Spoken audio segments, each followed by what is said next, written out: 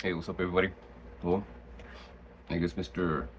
Learner's Collective, Mr. Skittles, trying to be a bully or go after people that are in wheelchairs. Damn. Well, whoever he's going after, I mean, he's from Salinas. From what I know, Salinas is not as dangerous today as it was back then. But you know, back I met Jans because that's who he's trying to beef with. Jans or Jans. Santa Rita, Bahamas, bitch. I bang north there, followed by 1-4. We keep it G in the salad. uh, I'm not sure how you say his name, but no, I met him a long time ago, back in around 2011, and he was never alone. He was never.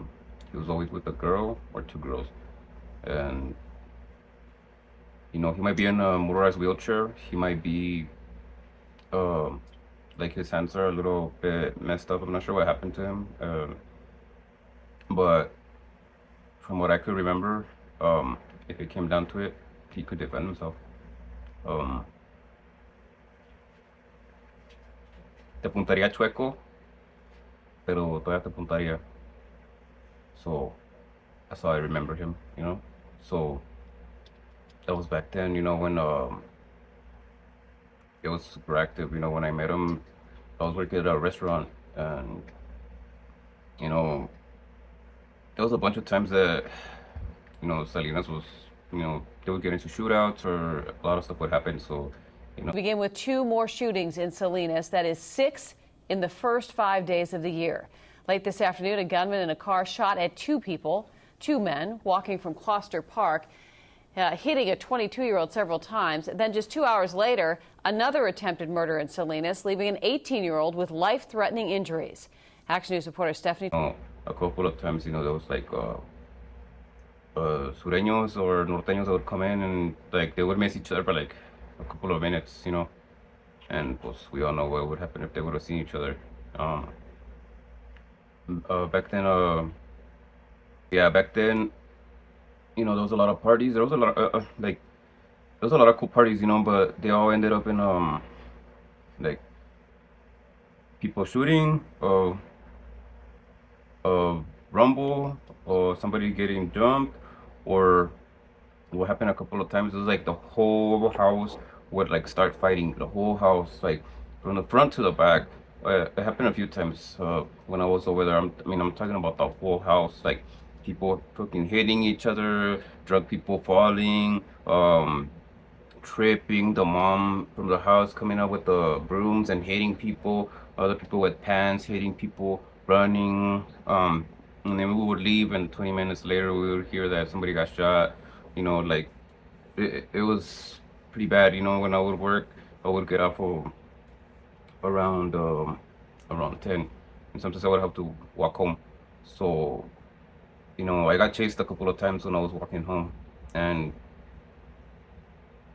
but I was a cook, right? So I had a big old butcher's knife, but I mean that wasn't gonna do anything. I had to run a couple of times. I had to jump a couple of fences just that so I could you know get away, I guess, because they're pretty confident in getting pretty close to me. So we all know what was gonna happen. So I wasn't gonna be one of the statistics from back then in Salinas, because people were dying every day. So if he's comfortable enough to be out in the public, and feeling safe or whatever, what do you think? You think he's gonna be afraid of somebody like Gunner, like somebody that is not in California, but he talks smack about people in California, like. And it's funny because his little girlfriend, Dubs, he always says, "Oh, people if they're not in California, they shouldn't even talk about California, this and that."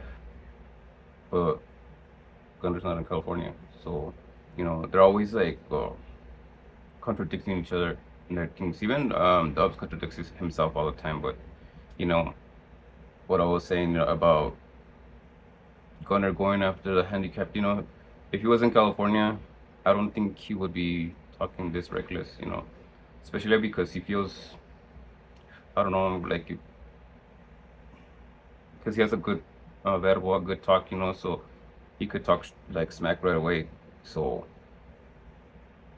you know, it's funny that he would go after somebody like that, you know, especially from Salinas. You know, I don't know how it is today, but I like how I said I've heard it's calmed down a lot, but there's still people dying even today, from what I hear.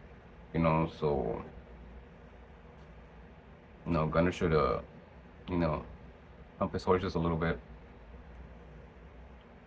or just stop talking about people like that. You know, you know, he's been talking about Jans for a while now. You know, he doesn't do it with respect. You know, he always says that he has love for the Norte and that he doesn't have ill will for the people that he used to hang around with and this and that. But he is always talking bad about people that are. He's talking smack about GB. He's talked bad about other rappers. You know, and I'm not gonna go dig it up, but if people have followed him long enough, they've seen him, you know, talk about actual norteños. You know, so it's funny.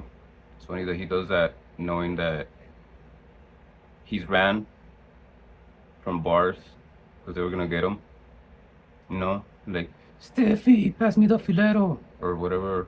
You know, when he was scared and he was asking the guy Steffi Lubricante for the filero when he was with Mr. 209 in San Francisco, I think it was. I remember it was in the Bay Area, but you know, I remember he ran from these guys.